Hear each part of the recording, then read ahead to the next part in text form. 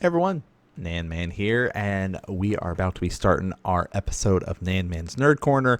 If you are listening to us from the podcast, thanks for listening. Of course, if you're watching us on YouTube, thanks for watching. We've got a little bit of a new way of doing certain episodes. When we have interview episodes, we are going to be doing some gameplay stuff that you guys will be able to see and watch on screen in between our recordings of the actual interview and kind of discussions that we had. So if you guys want to watch the gameplay footage of me battling it out with the guests, you guys can be able to check that out. This episode we did play some arena and, played some standard. You guys know I don't normally play standard, neither does our guest, but it's still a very fun one to be able to watch. So you get to see some kind of fun little shenanigans that take place in the match there. But let's jump into the actual episode and see what MTG NerdGirl has to say.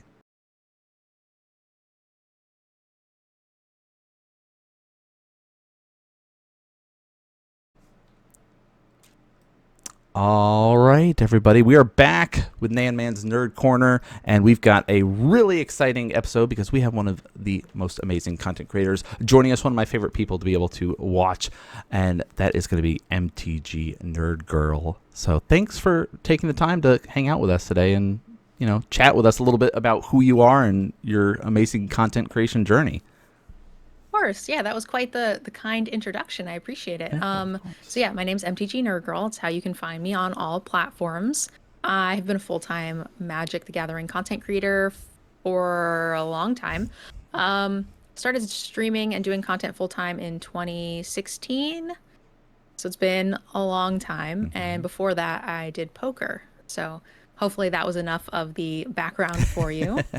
No, I think that's for people that maybe had no idea who you are. At least that's a good enough snapshot, at least of where you are in the scene, because you have been doing content for a long time, and you have an amazing Commander show called Decked Out. We'll talk a little bit about that when we get to there.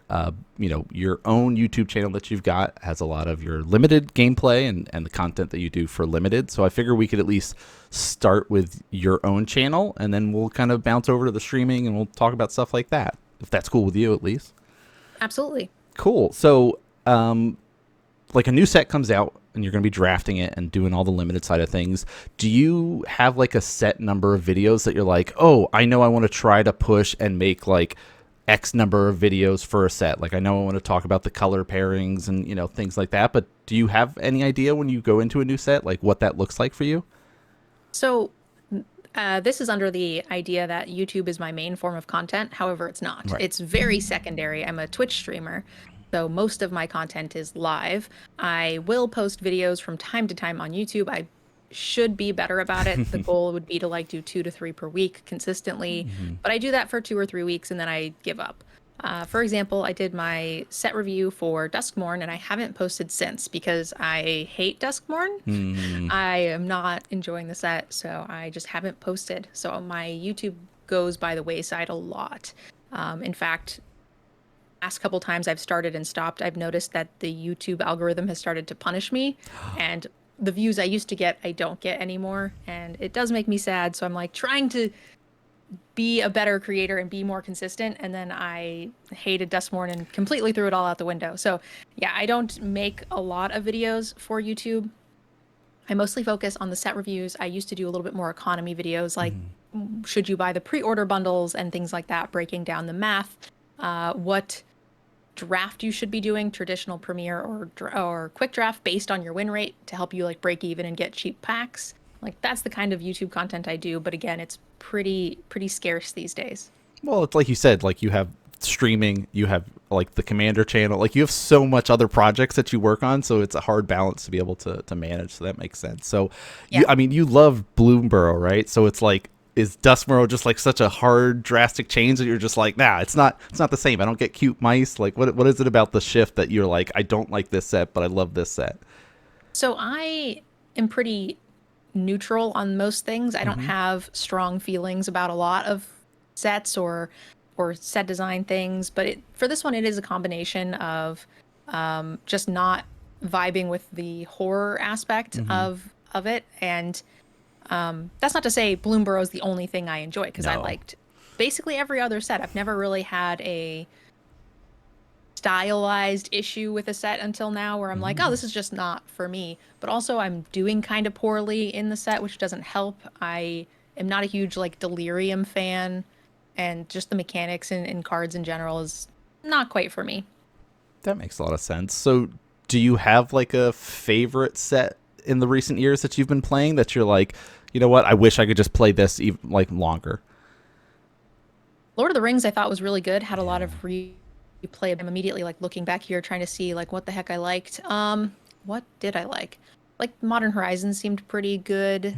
I did like Bloomborough, even though it felt a little on rails. I liked the theme, and I tend to like the Eldraines as well, but again, that's a little bit more theme oriented. Ixalan was pretty good for draftability. Like it had a lot of replayability, which I think is important. Nice. So are there like specific mechanics that you have been gravitating towards like in a set that you're like, ooh, this color pairing has this awesome mechanic, I want to try to draft this or force this or anything like that? Any come to mind for you? Not too much. Okay. It's maybe a little bit of a recency bias, but I really liked drafting frogs in Bloomborough. Ooh, cool. Yeah. You feel all powerful I with a love good that. frog deck. Yeah, right? Just let's bounce it around all the time. All the hopping in and out of hands and doing crazy stuff. Yeah, the frogs are sweet. So, like, you've made, like, videos about, like, you know, the economy and stuff like that for Arena. But, like, if somebody was trying to get better at Limited as a format, because Limited is a challenging format to get like actually good at. Do you have any tips for players that are like, hey, if you try these consistently, you will just start to get better over time as you do these things? Yeah, so I have actually that's another aspect of my YouTube, which again has kind of not happened in the last few years, but it was geared towards things like that, like top 5 tips for getting better. And there were things that you can control outside of gameplay, things like having a free-to-play account and things like draft helpers and stuff that will just help get you extra reps, either at like low cost or no cost. And then I also have videos that would go into things like how many lands you should have and how to break down your mana base and how to draft a curve and little tips and pointers like that. But again, I'm not the best player in the world. I've had some good performances as far as like GP caches and Mythic Invitational top 8 and some other stuff. But there's honestly, if you're looking for real good advice, you should be going to Mengu or like someone like that. That makes sense. Some of these like pros that have been grinding forever and they have these very specific ideas for how the game should be played and stuff. But awesome. So yeah, of course, check out the YouTube for that sort of content as well. But let's kind of still talk a little bit more limited. Have you played Cube? Are you a Cube fan? Or are you just like, I prefer to do my drafting more of like the wizard sets?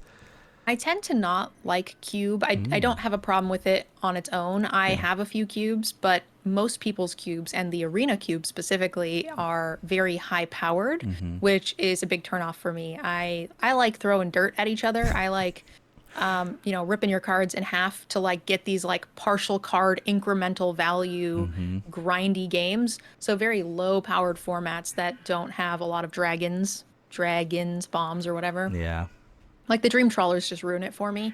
So I have a Pauper cube. I'll make a set environment cube. So I have like an Unfinity cube and, an Eldraine cube. If I really like a draft environment, I'll basically create that so I can do it over and over again without needing to continuously buy old boxes. So I'm hoping to make a Lord of the Rings cube. I've got like a bunch of extra boxes. That's so I really think cool. that would be a good environment to have for Limited. Well, yeah, it's like Lord of the Rings is like so much flavor when in the set that I feel like it's easy enough to be like, okay, we can construct a very easy cube around the stuff that's in there. And the boxes are already like $170. Yeah. So like it's pretty rough. Yeah, I like the Lord of the Rings. So okay, that makes a lot of sense with your view on cube and the kind of specifics that you're looking for with it. And again, I don't dislike cubes as a format. It's just like they tend to be formats I don't enjoy. And you are looking for a very specific way to play cube. So it sounds like, right? You're like, like you said, I want to throw dirt at each other. Let's do this and let's kind of get this advantage this way instead of like, well, here's my bomb. Can you stop this? No? All right, I guess I win. Like, yeah. When your entire deck turns into a pile of bombs and it's like whose bomb out bombs the other Mm, bombs or whose bomb is the answer to the other bomb while still being a right. dragon, it's like, Yeah. I don't Who's like that. who's who's having fun here? Come on now. Yeah, I get that. So like, is there like a color pairing that you enjoy in like drafting, whether it's cube or whether it's like limited? You're like, I kind of lean towards a specific color pair, or is it like, it depends on what the mechanic for the set is. I might just go that route.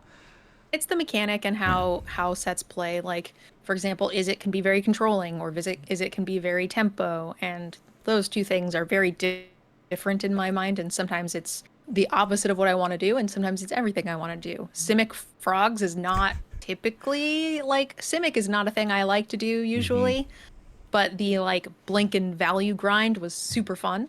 So yeah, it just depends on the set entirely. I don't know that I could come up with something super specific. Okay, that makes sense. Yeah, and like you said, like each set is unique in that regard, and that's kind of the fun of limited and drafting. It's like, well, I can just play completely different every time because there's these different archetypes and stuff like that. Yeah. So sweet. All right, so let's kind of shift gear a little bit to kind of talk Commander for a bit. You know, you've got this great show called Decked Out. I have it on rotation with some of my other Commander shows that I watch, like Commander at Home and Play to Win and stuff like that. There's so many great shows out there, and you know, Decked Out is a cool one that we've kind of seen like the progress start up and kind of evolve over time. Can you talk to me a little bit about like what that process was like to like start up a show like this? Yeah, so our 2 year anniversary is actually later this month. So Mm-hmm. we've been basically going exactly 2 years. And I had the idea that I would like to do a show, but I talked to a friend and was like, that's never a thing I could ever do because I could not afford the equipment or anything like that. It's very, very intensive. And my friend was like, well, I could afford the equipment. I wouldn't mind doing a show like that. And I was like, cool. You and I could be like co-hosts and we can, do a show.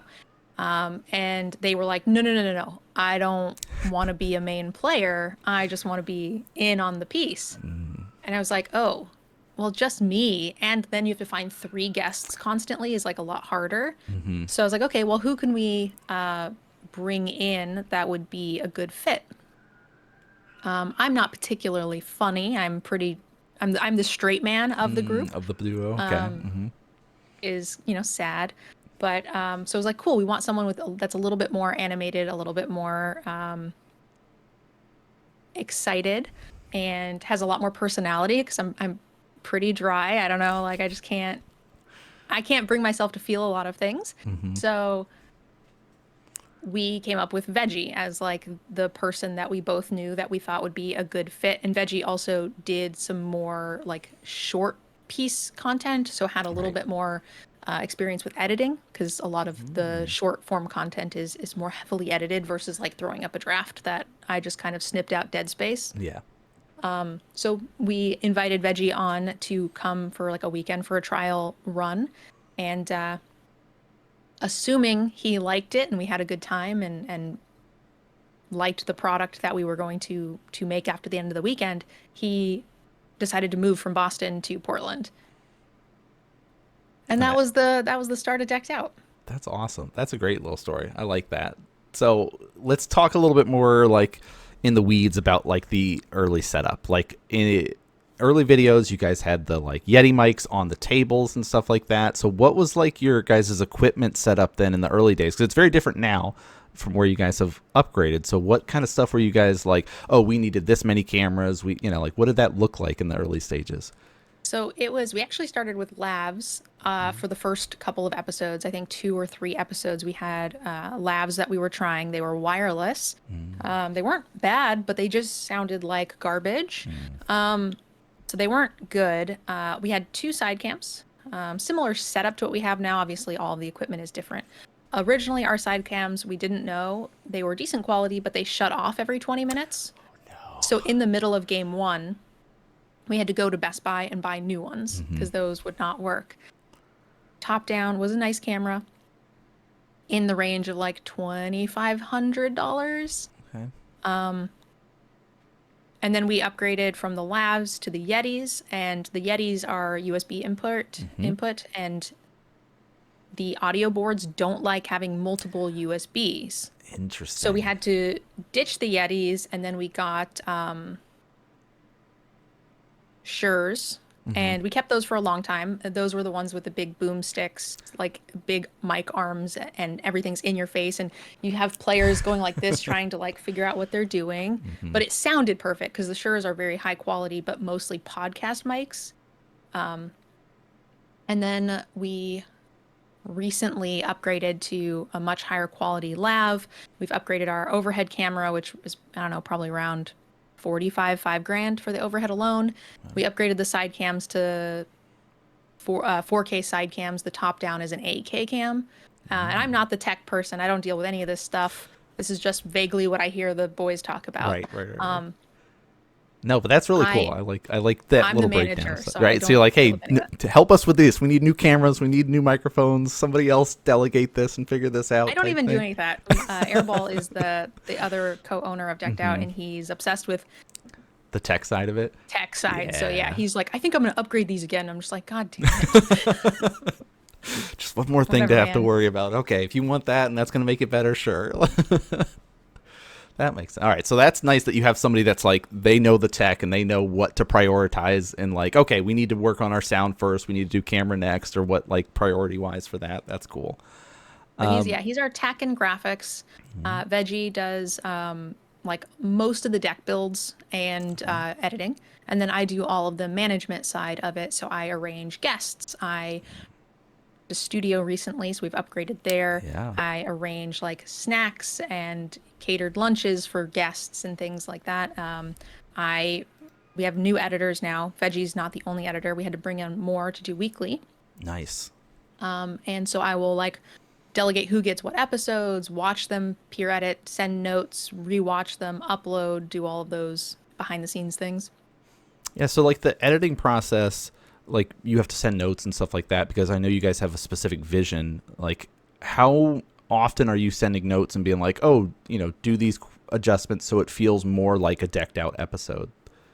It takes a little while. We have two major editors that aren't Veggie that had different editing styles when they first came in, and getting the groundwork of what we want our show to look like is tough for the first 2 to 3 episodes that they do, but then after that it's pretty easy. And now for both those editors, I have like a handful, like 5 to 10 notes where it's just like, hey, this banner pops up late, this mic cuts out too soon, or I noticed that there was like a take back in the gameplay and that needs to be cut out, right? Like they'll show us play something, and then it's gone, and then we do it a different way, and I'm like, wait, something here is Something's off. We've got to fix this. Yeah. Yeah, that makes sense. Very, very minor. The editors, like I said, once they get a grasp of how we want the show to be, they're pretty much on autopilot, which is nice.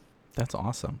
So let's talk a little bit more about like the new place, because you guys, I saw the little video tour that you posted up on Twitter or X or whatever they call it nowadays, and it looks awesome. So how did that process work? Like, did you look at a bunch of different places and then we're like, this is the one, we found it, it's great, but like, how many places did you guys look at? What was that whole thing like? We ended up going with the first one that we looked at, but we looked at more. Yes. But we saw one and we were like, oh, okay, yeah, it's fine. But then we started looking around. We're like, oh, we like this one a lot more than we thought we did because everything else kind of sucks. We live a little bit out in the burbs, so it's not too expensive. It gives us a lot more space. We turned what was a studio room in the house into a guest room. So now when we have guests, we have to buy hotels and stuff a lot less. We can have people who stay here that are closer friends without needing to worry about the expenses of putting them up in a hotel and stuff. Yeah. That's awesome. And we still do sometimes, Right. but having that space is nice that you guys have that now. That's great. So is there stuff that you like about the new space or don't like? Is there stuff like, oh, I wish we could change this about it? Or is there anything that comes to mind? not too much. We really like the space. No buyer's remorse. I have a dog. So I have a dog, and downstairs we have like the vinyl floors. So when we were trying to record and he would walk around, it would be really loud.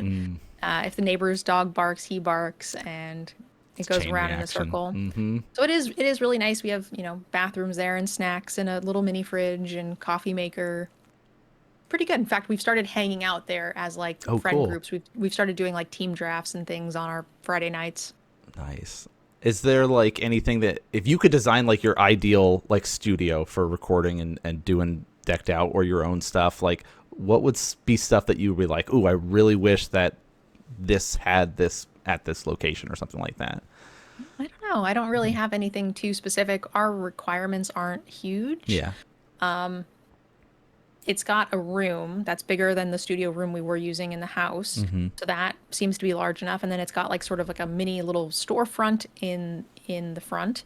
That would be nice if it was a little bit bigger. We brought in 10 people for a total of like 13 of us, and we hosted like a big weekend, and that was really fun, but that was the most we could really hold. So it would be cool if it was a little bigger, but you're happy I with don't. the space and Yeah, everything. Yeah, awesome. That's it's a pretty great. small show. It's mostly just 4 or 5 of us go in there and play Commander. You don't need a lot of space. Nice. All right, so let's kind of shift more into the commander side of things then. How many decks do you have built at any given time? I know like there's specific ones for like, oh, this episode we're doing this very specific things, but do you have like a couple that you're like, I always just have this in case we hang out and get some games in between recordings or stuff like that? I usually have about 3 decks built for conventions. I have Magar, which I always have built. And then I have Yannette, which was like one of my first Nice. first commanders. And then I have a rotating deck that like I had Teysa for a really, really long time, and then she got ripped apart for pieces a few too many times now. And now I think she's swapped out for Gev, Scaled Scorch, because he's cute. That's nice. All right. That's cool. But the decked out decks, they may mostly get built and immediately ripped apart because we build all of those out of all of our collections. The Like I said, Veggie built a good chunk of our decks, not all of them, but in fact, I'm building one right now before the Nice. stream. So he'll hand me a handful of deck lists and a pile of cards for each of those. I will go through and perfect fit and put a V on the back.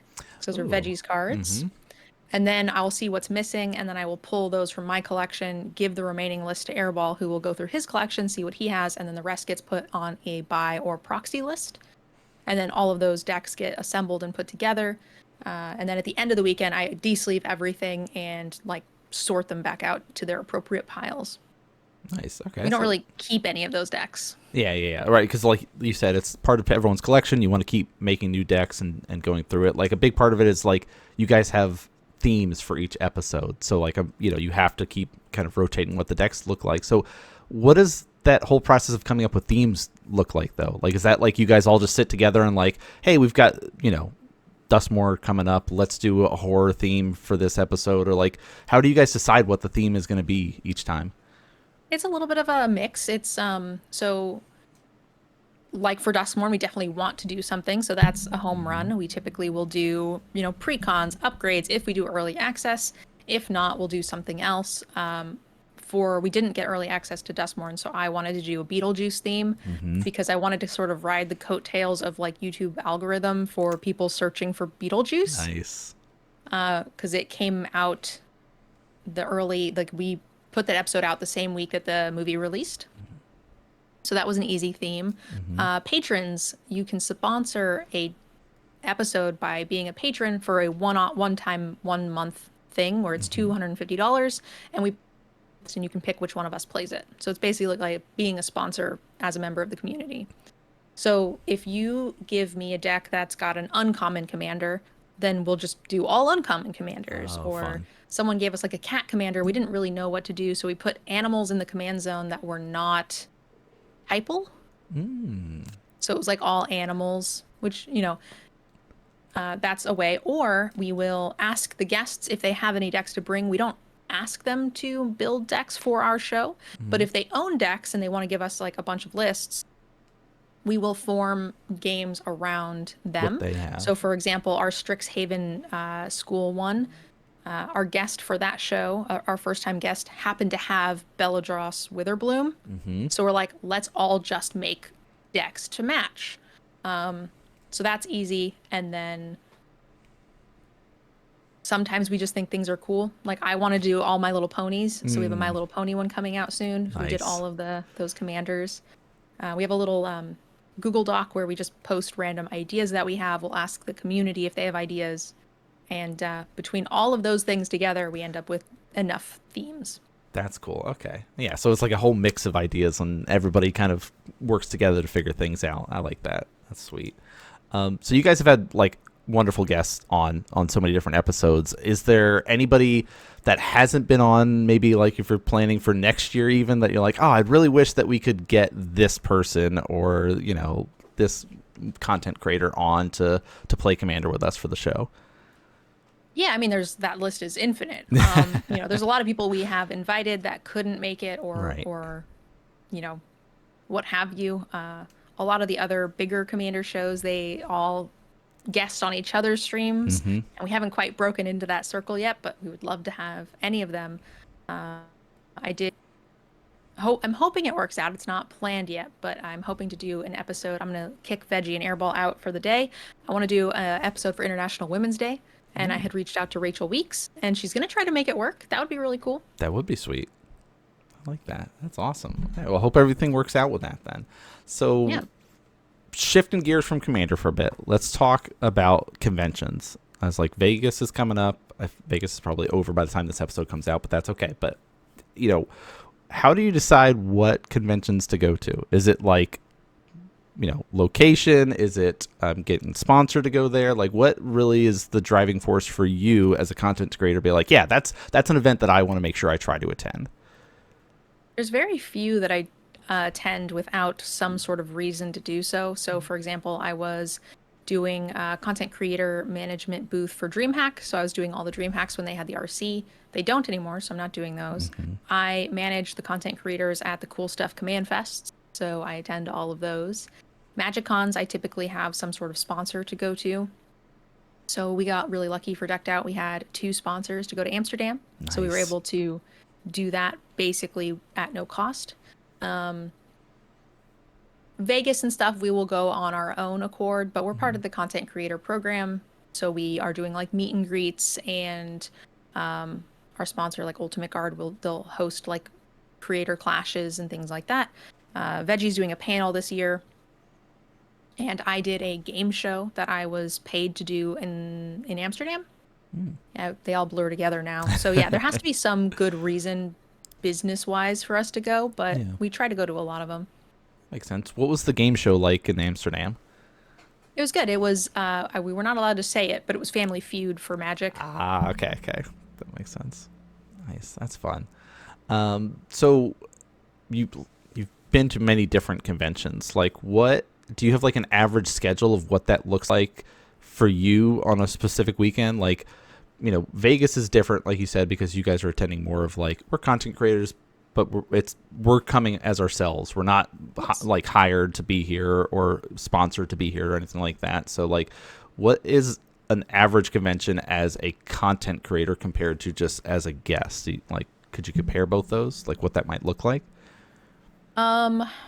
Just as a guest, it's been a long time since I've done anything as a guest. So for like MagicCons or DreamHacks and stuff, I work basically from 6 a.m. to, I don't know, 10 or 11 p.m. Oof, exhausting. Opening the booths, managing the content creators, ordering the lunches, doing the things, setting up the games, and the charity events. We do a lot of charity drafts.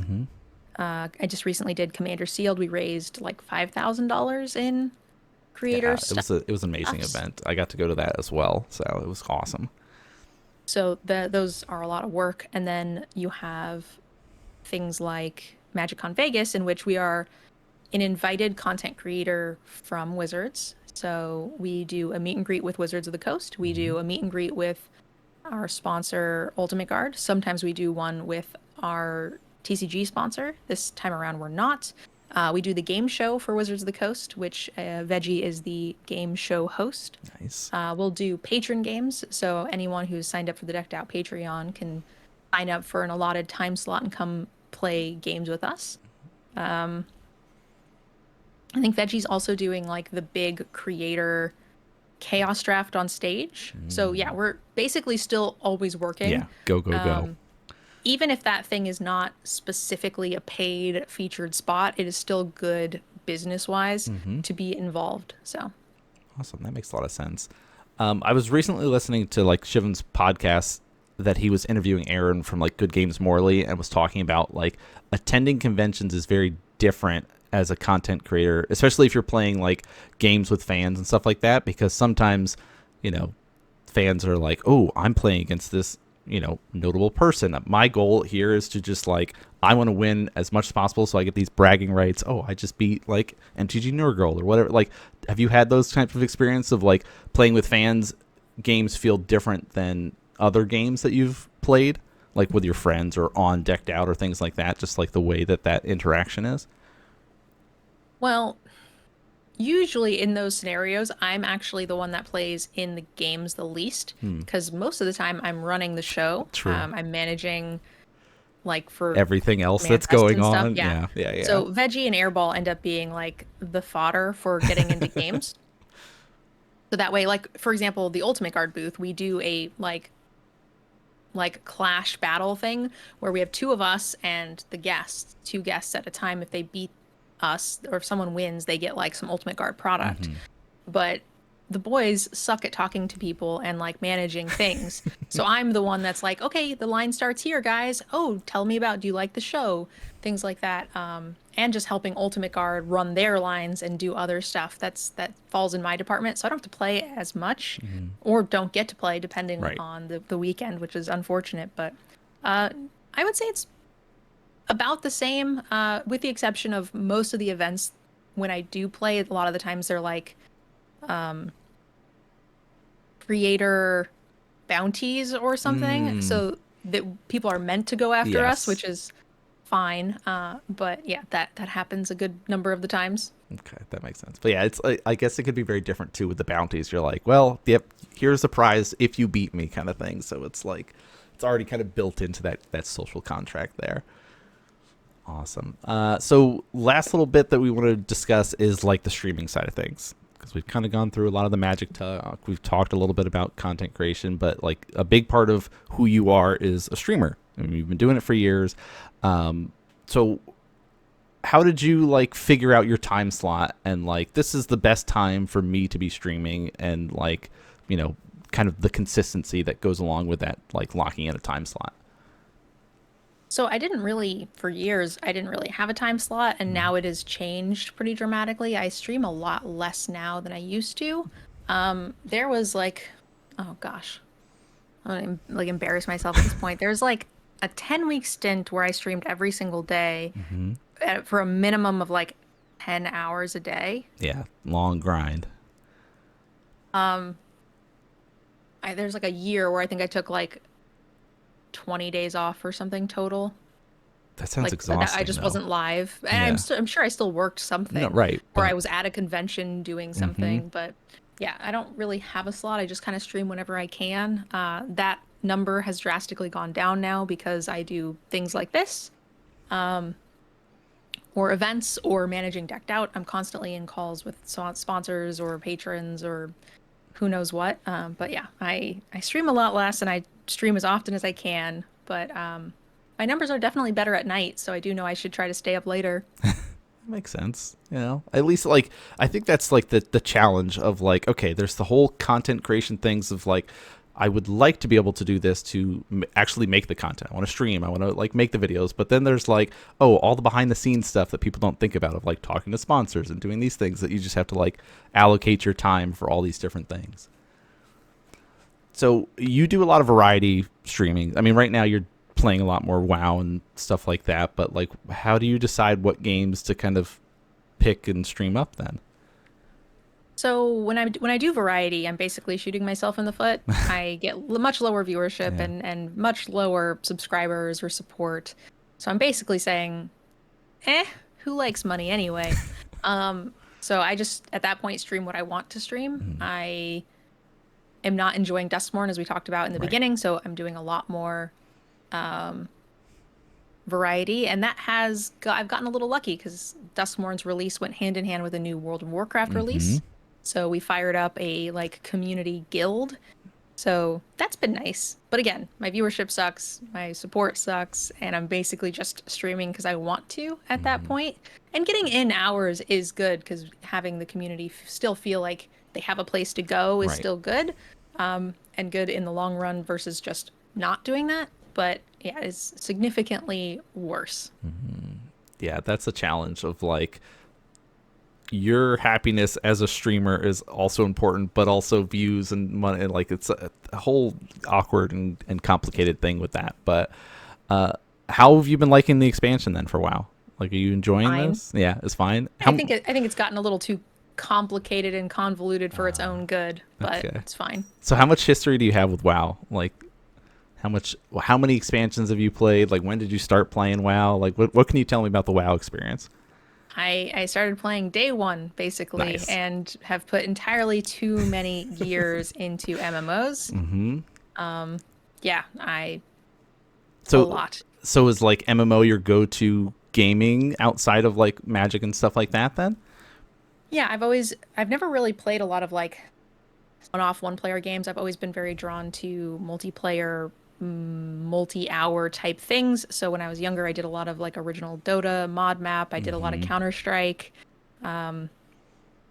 Switched over, did like Final Fantasy 11 and EverQuest, and then switched to WoW. But still enjoyed like infinite hours of Diablo 2, Nice. StarCraft. I was really into for like a long, long time. I haven't StarCraft in a long time, but now it's just you know, now League of Legends and World of Uh Warcraft, huh. and that's where my home has always been.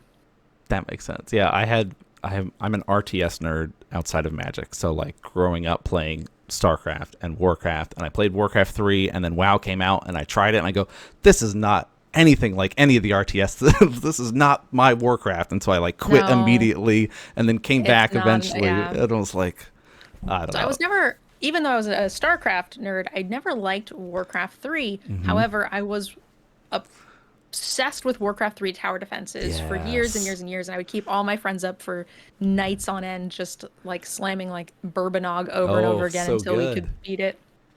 Yeah. I love me some Bourbonog. It's like I'll grab my brothers every so often, like once a year. It's like, all right, tonight's the night. We're playing Bourbonog, guys. And so yeah, it's there's something about the custom games in Warcraft 3 that's just so much fun.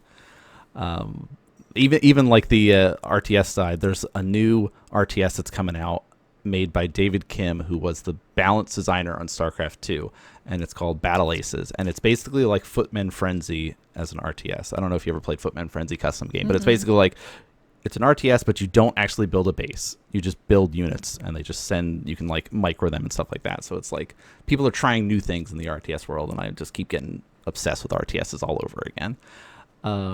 But so you've played a lot of MMOs. Are there other like you said you played Diablo 2? Have you dabbled in like Diablo 3 or Diablo 4? Like I know there's a new expansion for Diablo 4 that just came out, but I did them for the storyline, and yeah. I never got into Diablo 3 and 4 like I did 2. Hmm. Like D2 was the height of my just awful gameplay ness. Basically lived at an internet cafe. Uh-huh. But yeah, I just played them for the storyline, and I enjoyed. 3 was boring. I don't know why I'm in the Mm. minority on that one, but I thought 3 was awful. 4 was good. I liked the 3 Okay. story or the 4 story. Nice. What was your classes then? And like, do you remember what you played the most in 2 or? I'm usually a Sork. Okay. All right. Sweet. That's fun. Yeah, I played so much too. I kind of played everything. Right. So I mostly I had Sork and Necromancer, or I Yeah. guess like my two mains, and Hmm. then the other ones I just played Sork as a playthrough for story purposes and didn't do anything else. Yeah. Yeah. Yeah. I'm obsessed with Necromancer every time I play. As soon as they came out in 2, I was like, all right, that's it. That's my class. I don't have to play anybody else. This is great. And then I was real sad when Diablo 3 came out, and they're like, there's no Necromancer. And then they added it in the expansion. I was like, okay, I guess I'm playing Diablo 3. But I like Blizzard games a lot more than I like some of the other games. But even though Blizzard's kind of all over the place now, I haven't played much of the expansion. But so, how do you like it compared to like other WoW expansions? What's your class? What's your faction? Where are you at right now on the WoW side? Just kind of started up again for Hmm. the guild purposes. I'm just a holy priest, so we're gonna do some PvE raiding, but I'm not super Yeah. invested like I was before. Right. It's more just be part of the community, hang out with everybody, and do that side of things. Okay, that's cool. So, do you have like plans then for streaming? Like, what's your next big plans for it? Like, you know, you're doing the WoW right now because Dustmourn's not entertaining or interesting you right now. So, what's your kind of like? We're in where we're recording October right now. couple months left of the year, do you have like a game plan of like, all right, I've got a few months left of the year. I want to make sure we're trying to do these streams or play these games or do anything like that? Nothing too specific, just trying to get the WoW Guild up and running. I Mm-hmm. was doing Year of Variety, which I failed at, so I think I'm gonna put it on hold and start over for in the new year. I was trying to beat an average of one game per week, Okay. including like long games like Yeah. Final Fantasies and things, but like pairing it with games that you can beat in a sitting in one night. Things like Portal Mm. and like a couple 4-hour playthroughs. I played Wolf Among Us. Um, Goodness gracious, we did play a good amount of games, but I traveled more than I was expecting. I got Mm-hmm. injured, and took a long time off of stream for that. Man, I played a good amount this year, but yeah, I'm going to fail, and we're going to start over. We did Diablo 4, Mario RPG, We Were Here, Gris, TikTok, Risen Kingdom, Final Fantasy 9. I did a playthrough. It's my favorite game. Nice. Okay. The Past Within, Pathfinder.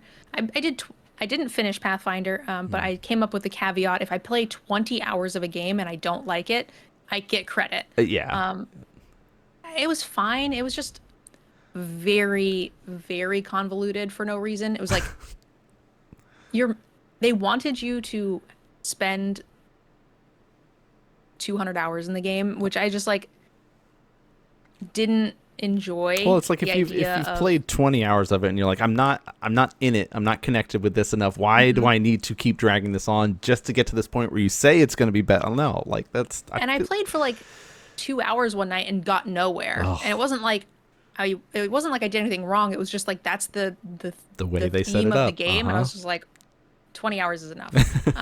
Wolf Among Us, Epistory Typing Chronicles was really fun. Mm, Tunic, and then some other small like indie games and things. But yeah, we're gonna start over next year. I think nice. Okay, that makes sense. I failed. Well, that's variety streaming is a whole different beast. Like I don't stream on a consistent level because, full-time teaching, and it's like YouTube makes sense for me. I can do that on my own time, but every now and again I'll jump in on the weekends and do streaming side of things. But again, I'm more focused on the RTS side than like variety stuff. But I see other streamers that are trying it and doing stuff, and I'm like, good on you for mixing it up and trying to like do that, but it's too much for me. All right, so you're going to do the restart of the variety side of things, like, and continue up with magic and doing that side of things for the stream side of things. But do you have any other like big goals that you're pushing for on the streaming side or content creation in general that you're like, I really want to try to accomplish this within the next year or 2 years, or even like a big 5-year plan or anything? No, unfortunately, Okay. I've been doing this for so long. I have a Yeah. lot of plates that I don't think I could do a lot more plates. So Mm-hmm. I started an esports team called Top Tech Studios. I Nice. have Decked Out as a commander show. I have Lorcana Academy, which is another YouTube channel that we brought on Zbex, another Magic content creator, to do Lorcana stuff. I have my own personal like Twitch and YouTube, and Mm-hmm. so there's not a lot of room for like the big thing, because I feel like Right. I've done four of the big things and those things are active and happening, Mm-hmm. and that's, yeah, that's enough for now. That makes perfect sense. You already have enough things that you're managing. You don't need to add more to your plate. That makes sense. So that's kind of our big thing to kind of end the episode, though, which is what we ask all our guests is, what are you watching right now? What are you reading? What are you playing? Like, let people know what are cool things that you're doing to entertain yourself outside of Magic or WoW, or like your normal stuff. Like, if you're unwinding at the end of the day and you're like, I'm reading this book right now, I'm watching this show, like, what are you doing?